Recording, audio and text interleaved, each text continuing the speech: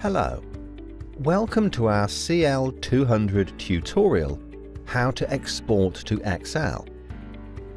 From the home screen, you can export data to Excel from any tabs where you see this icon.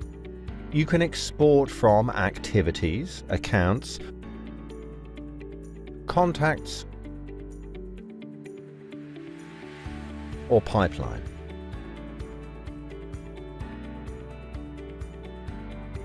From the Account menu, you can export data to Excel from Activities, Contacts, Invoices,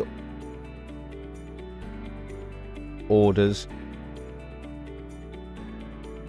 and Quotes.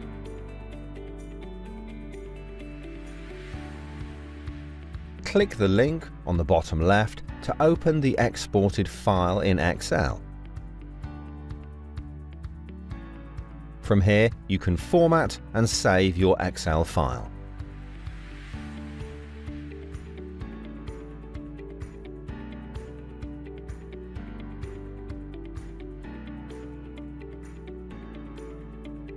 Thanks for watching. You can find more tutorials on our website, CL200.co.uk.